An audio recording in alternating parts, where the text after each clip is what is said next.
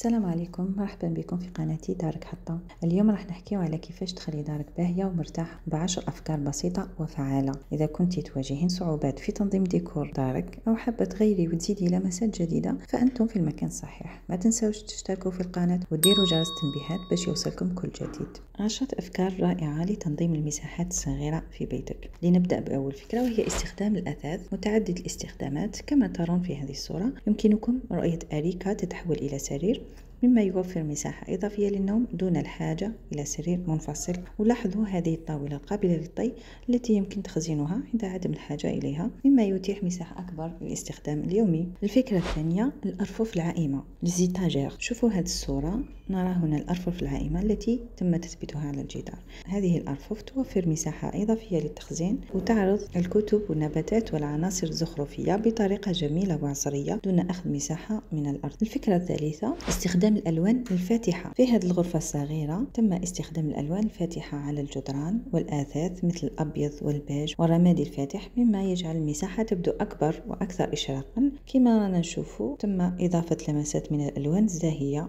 عبر الوسائد والأعمال الفنية لإضفاء حيوية على المكان. الفكرة الرابعة الاستفادة من المساحات الرأسية. وش معناتها؟ المساحات الصغيرة من المهم الاستفادة من الجدران والمساحات الرأسية. كما نرى في هذه الصورة تم تثبيت أرفف وخزائن تمتد حتى السقف. هذه الطريقة تزيد من مساحة التخزين دون الحاجة إلى استخدام مساحة أرضية. يمكنك استخدام هذه الأرفف لتخزين الكتب، سنادق أو حتى ديكوراسيون. هذا الحل يجعل الغرفة تبدو منظمة ويوفر مساحة كبيرة للأشياء الأخرى. خامسا استخدام المرايا. المرآة تعطي وهم بمساحة أكبر وتزيد من الإضاءة في الغرفة. كما نرى في هذه الصورة مرآة كبيرة معلقة على الجدار تعكس الضوء وتجعل الغرفة تبدو أوسع وأكثر إشراقا. الفكرة السادسة التخزين الذكي. نشوفوا هذه الصورة، هنا نرى صناديق التخزين والسلال الموضوعة تحت السرير وداخل الخزائن. هذه الحاويات توفر مساحات تخزين إضافية وتحافظ على الأشياء منظمة وسهلة الوصول. الفكرة السابعة الأبواب المنزلقة. إذا كنت تستطيع تغيير أبوابك التقليدية جرب الأبواب المنزلقة. كما ترون في هذه الصورة الأبواب المنزلقة توفر المساحة التي تهدرها الأبواب المتأرجحة وتضيف مظهرا عصريا للغرفة. الفكرة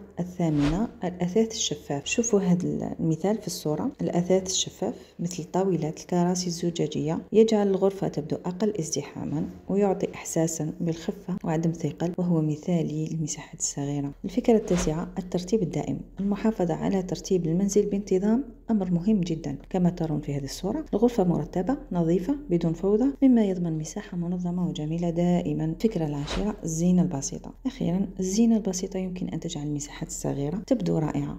في هذه الصورة نرى كيف تم اختيار قطع قليلة ولكن ذات تأثير جمالي كبير مثل لوحة فنية وبعض النباتات، مما يضيف لمسة جمالية دون ازدحام. هكذا نكون قد وصلنا إلى نهاية الفيديو. نأمل أن تكون هذه الأفكار قد أعجبتكم وألهمتكم لتحسين وتنظيم مساحتكم الصغيرة. إذا استفدتوا لا تنسوناش بالإعجاب والفيديو والاشتراك في القناة وتفعيل جرس التنبيهات حتى يصلكم كل جديد. شكرا لكم على المشاهدة وإلى اللقاء في فيديو جديد.